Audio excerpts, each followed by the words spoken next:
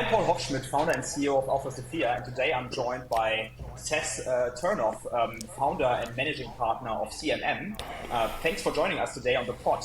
So tell us a little bit about yourself to the audience. Give us a little intro who you are. So I am really allergic to mustaches. That's a good one. I can see clearly that's not true. So, Paul, I'm just trying to throw you off a little bit. You're so cool and calm, and I'm just trying to spin you a little bit, but not in a mean way. Yeah, you got it right. My name is Seth Turnoff. I am the co-founder and managing partner of CMM. We are a patient acquisition firm for medical practices and healthcare organizations. Great. That's really interesting, and it really is something I think really interesting to our audience who all are aiming to engage with physicians, and you're really close to them. So looking forward to learning a lot from you today. But maybe, you already introduced your company, but could you make it a little bit more simple? How would you explain to a layperson what you do at your company every day? Sure.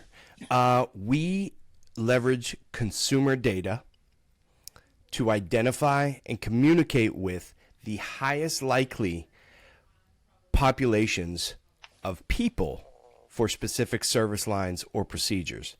And I know you said to layperson, then that's really like, well, okay, that's pretty service. So basically, we drive patient visits. Instead of, most marketing starts with the product or the service. And you pick the channels that you're going to put your message out on. You make your pretty ads, and then you put it out across those channels, and you hope that the people that need to see your ads, you hope that they see it and they take action. We just do a little pivot where instead of starting with the product or the service, we start with the people that are most likely to need that product or service. That's where our consumer data comes in. So now, we're very aware and compliant, that thing called HIPAA. So we don't leverage things like diagnosis codes or CPTs or prescriptions, but we can do what I call our best consumer guess, which means, we know that, let's say, a total joint population. We know that the best, most qualified patients for total joint procedures are people over the age of 50, are people who do have active lifestyles. These people do have an interest in arthritis. These people have made purchases related to pain relievers or knee braces or orthotic shoes or something of that sort. So we're guessing that these people could be a candidate for a total joint procedure, but it's a very educated guess based on the demographics and psychographics of these people. And I know so Paul, I feel like I'm just totally getting it wrong because you asked for layperson real clear, but I feel like I'm going like real deep into the specifics of it. I know you get it. And that's totally fine, but maybe let's start a bit simpler. So your ultimate customer or the person you are serving are physician practices, who are looking to show their specialties and expertise to potential patients who would be of need of this expertise, right? Yeah, and I'll go a little deeper, as apparently that's what I do today. Not just surgeons and practices, but surgeons and practices who are looking to penetrate a specific market based on a service line or procedure. We don't really do wide net marketing. Save that for the billboards and the branding things. We communicate with individuals and we affect consumer behavior. If you can put a message in front of someone before they even search for anything, before they even experience pain that would cause them to say, oh, man, I need to find a doctor for this because I have this issue and I'm going to go search. Before they even do that, if you can put your message in front of them that you are the go-to, you are the expert and the one in your community who can solve this problem, then you're already going to be top of mind before they go to search. And that's how you influence consumer behavior. Understood. So let's make an example, and please correct me if I'm explaining that wrong. So let's assume you're working with a orthopedic surgery practice who is a specific expert in a certain procedure range. I don't know, let's say total knee replacements. And they want to expand in that procedure range to serve more patients in that field.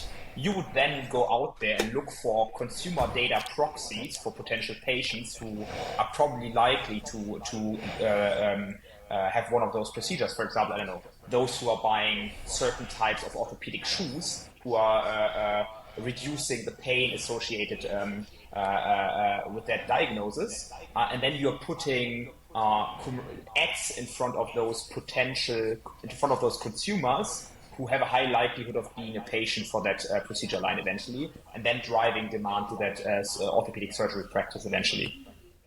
You nailed it. Okay, then that's it. Perfect. Then I understood correctly, and that's super interesting. So I think one thing that really stands out by what you're doing is the general methodological framework where you're thinking about proxies to identify potential customers, right? And you're saying your main frame of data is going into consumer data, finding proxies for certain procedures or lines of services for physicians. Sure. What kind of consumer data is that?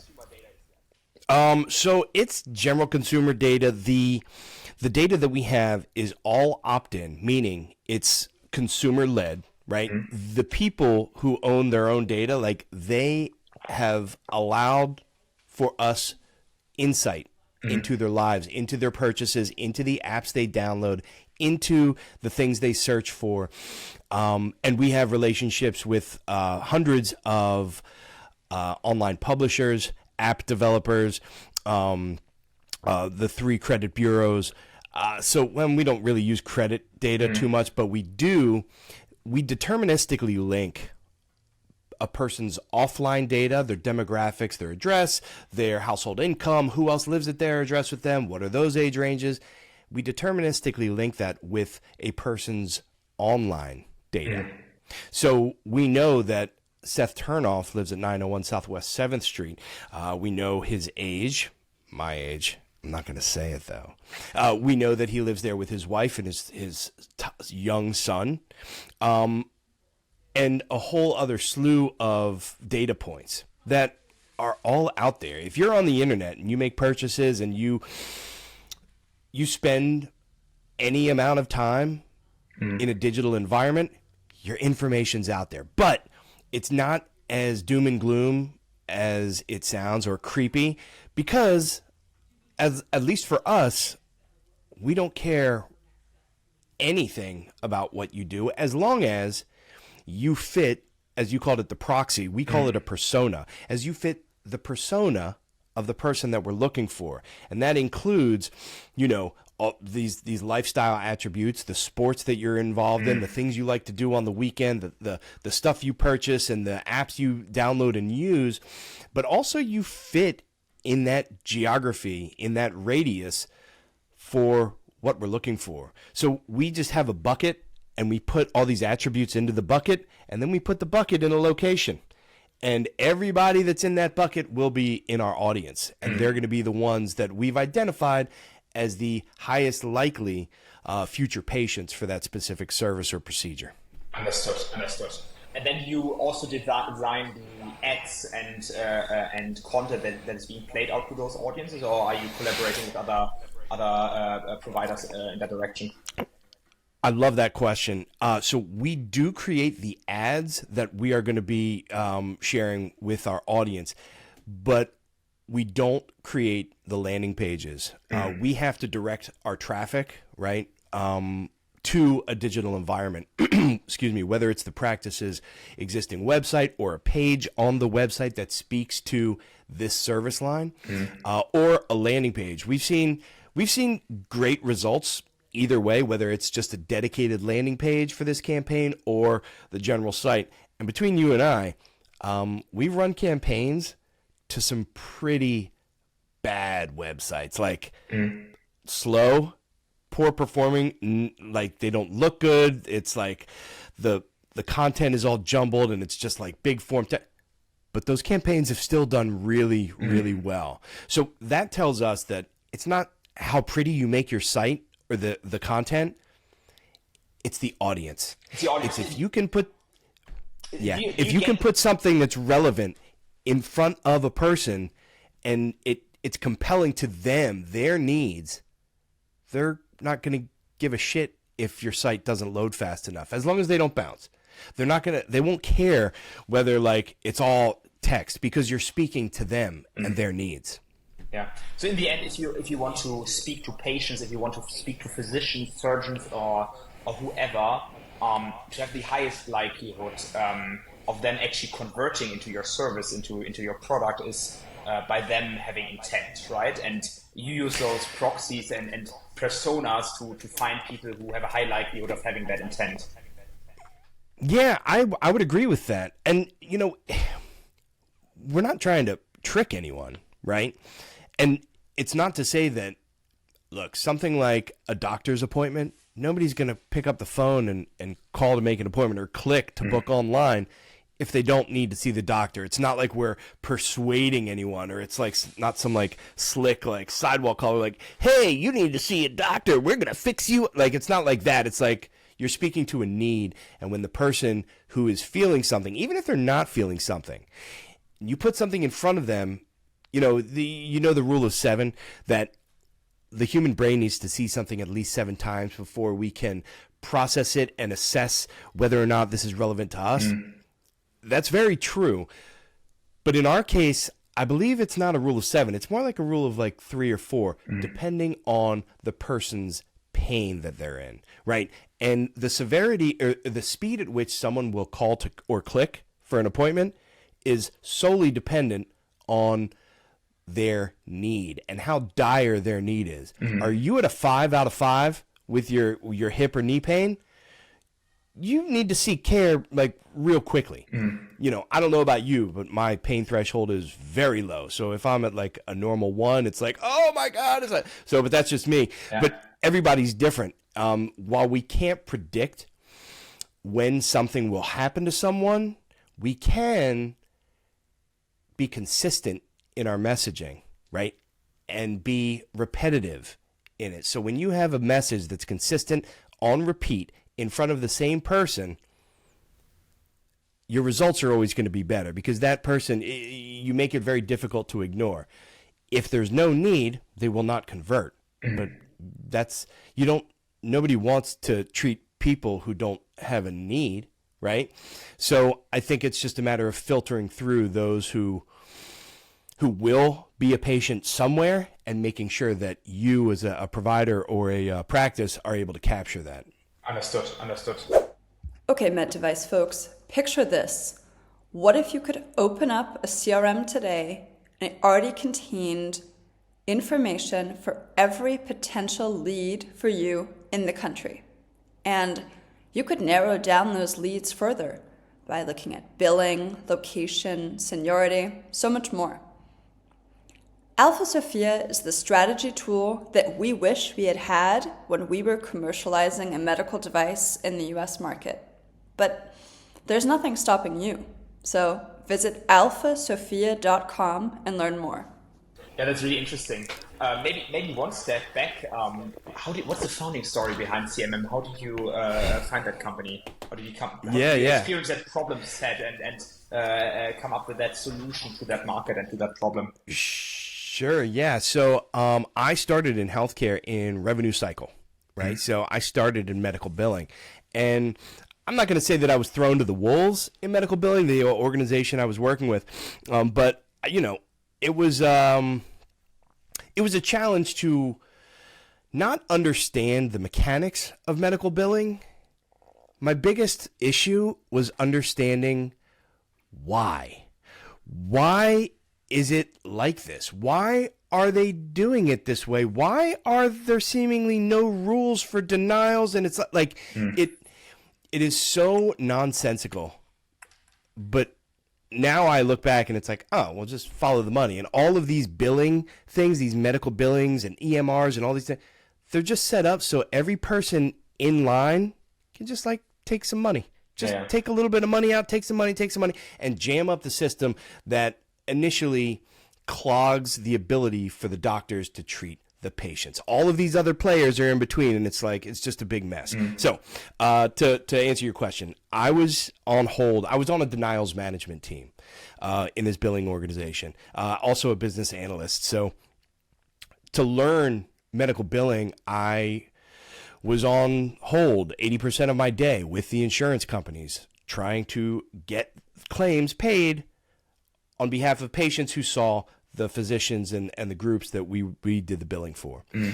This group that I was working for, really lean, very effective process. I believe we collected something like 90 cents on the dollar for every dollar billed. And the over 90s were very low. It was a lean operation. So I was on hold again. I think it was with Blue Cross Blue Shield, Florida Blue, and hearing that hold music, right? You know the song. It's called Opus One. It's do do do do do do do. Like, I know if anyone's listening, like, that triggered them. It's kind of a jam, but regardless. So I'm on hold and I'm like thinking about how stupid this job is, right? And then I start daydreaming about ways that, okay, so what else is there that we could move the needle for these physicians and these groups from a revenue perspective that doesn't have anything to do with billing? And so that's when I kind of did a deep dive into marketing. Now, the physicians that we did the billing for, like, these are great doctors, great people, but over the course of the years, I saw them having to work harder and make less than ever before.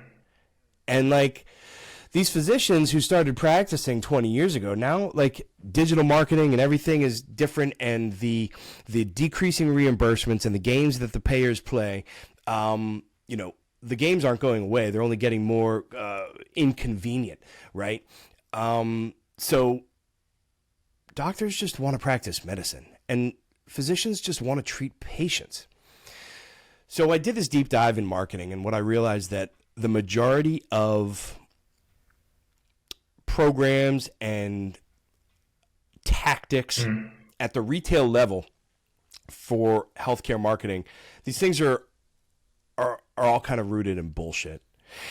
And I saw these organizations that were touting these kind of like these metric benchmarks, like 87 increase in lift and digital traffic, 22% decrease in digital ad spend. And it's like, well, what? Like, okay, well, I'm not paying for a lift, right? I'm not paying for a decreased spend. The organizations are paying money to a marketing vendor to increase the patient visits, right? Full stop. Yeah.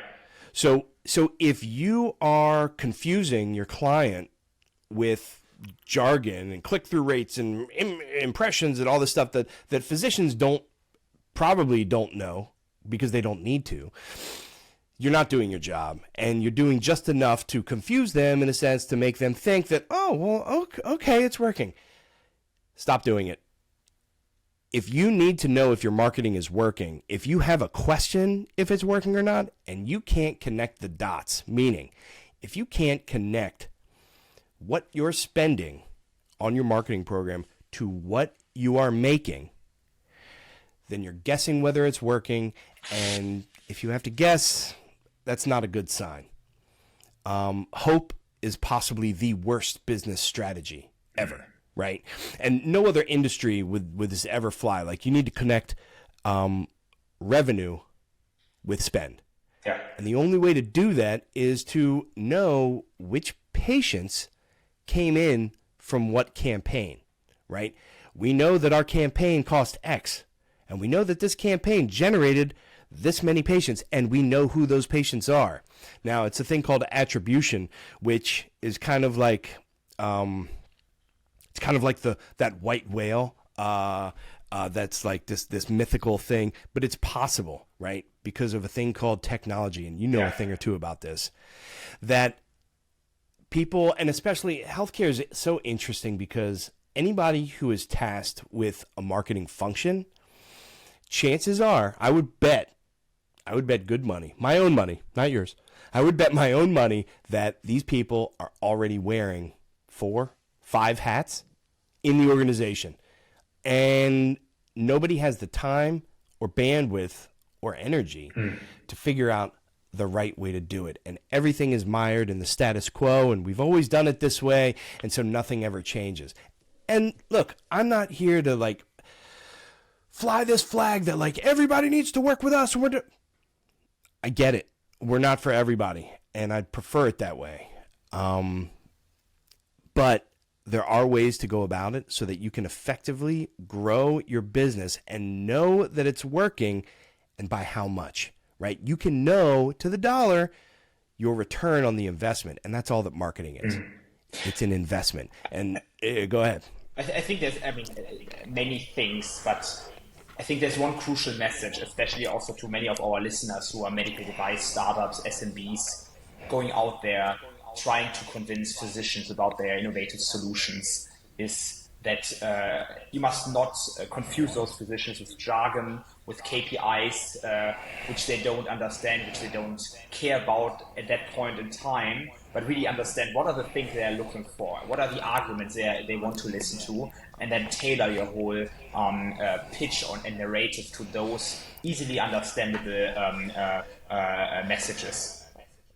100%. And, hearing you say that, it's like, I just did a terrible job, Paul. It's because, like, I didn't really consider your audience, and I'm going on and on and on about these things. Like, what you just said is so true in a sense that people don't buy because they understand you. Yeah. People buy because you understand them and because you can solve their problem. Maybe you working with physician practices, surgeon practices every day and talking to them, trying to understand what drives them. What are advices you would give to innovators in the MedTech field on how to work with those providers, how to approach them, how to basically build business cases for them, and maybe even pull in how they could, for their device they are launching, which is enabling a certain procedure line, how they then could work with a company like yours to then drive demand and frequency onto that procedure line. Sure. So I feel like it all comes down to the solution, right? Because sales don't happen unless there's a problem, right?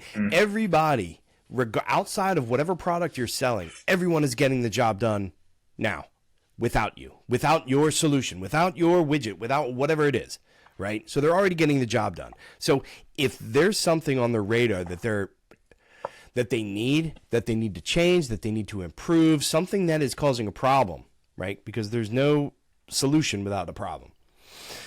I think getting to that understanding and just like taking the tactics out of it, I think people buy from people, and things like, bumping this up to the top, like, okay, it's hard when your pipeline is thin and you feel the desperation of like, oh, I got to get something going, and whether it's quota or whether I just need some action or I need, the money or whatever it is.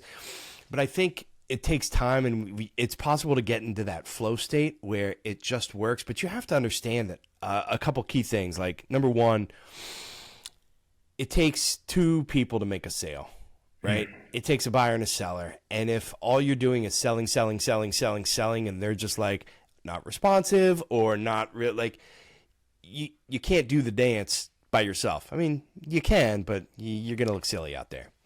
Number 2, rejection is going to happen. It's the name of the game. It's the nature of it. I saw one of the contacts, one of my new favorite follows on LinkedIn. He said something the other day that use rejections as data, not a dagger. It's not against you. It's their choice. And you can learn from it, and you can get better. And going for the no, right? Like, I would want to go for the no as soon as I could. Like, not to the point of trying to talk someone out of working with me, although that is an interesting strategy, because if you could talk someone out of working with you, then it's like, but they still want to. okay, well then they're going to be a client for sure. But I think learning from the rejection is the name of the game, and staying steady and not getting like, and look, I talk like, oh yeah, no, I'm awesome at this. I'm not, dude. We're all people, and like nobody likes to hear the no, but you know, you gotta, if you don't learn from it, you're never going to get any better. And one of the hardest things I ever had to do was listen to myself on sales calls. It is probably the most painful thing ever, but I was like, oh my God, early on, I'm like, I'm such a douchebag. Like, why did I say that? It's so embarrassing. But it helps. It helps. And just get comfortable. People are people. And like, look, if it's not a fit, that's great. Help me understand why and what you're looking for. And like, maybe I'll check in a couple months, you know, just keep it moving. I think people don't like to be sold to in a way that's pressured, right? Or jargon laden. Or like, you know, based on time, like, well, it's the end of the month. It's not, but it's the end of the month, and like, you know, prices are going to go up next week, and so you might want, like, nah, man, like that's not. I don't want to feel like I'm buying a used car here. Like that's not cool. Yeah, I fully agree. Maybe to elaborate a little bit on that discussion, what are some unique strategies you're using to acquire new physician practice customers for your company? So. You're really also really active on LinkedIn, for example, building a brand there, and you know, it's funny, and you said interesting, and I don't really consider LinkedIn as that interesting of a strategy, but I'm going to share something with you. As of today marks day 764 for me posting every day on LinkedIn. Now, a couple things about my LinkedIn strategy. And first of all, tons of different consistency, which you're proving, by that KPI. But I wanna make it real clear. And look, this is just for me, right? This is my strategy, and I'm not saying that it works for anyone. But like, what 765 days ago, when I said, yeah, man, I'm gonna do it. I'm gonna go all in. My rules are, I have to do it in my own voice, right? I have to do it as me, not some like it's my company, so I don't have to worry about like, oh, what if management sees what I post and they don't like it and I hear about like whatever. I can say whatever I want, which is like, feels pretty good. Number two, it's got to be fun. Like, I don't want to look at it and feel like it's just, I have to do this. Like, no, man, like, I want to. Sure, the dopamine from, like, seeing people like yourself like my stuff and comment and being able to learn from these strangers halfway around the world like yourself, it's like, that's the benefit right there. Not to mention the fact that the last 3 deals, the last 3 clients that we brought on, all of them came just from LinkedIn. Yeah. And this isn't like some diehard like salesy kind of thing. This is just me posting and people coming in to my DMs or PMs, I guess they're called in LinkedIn land.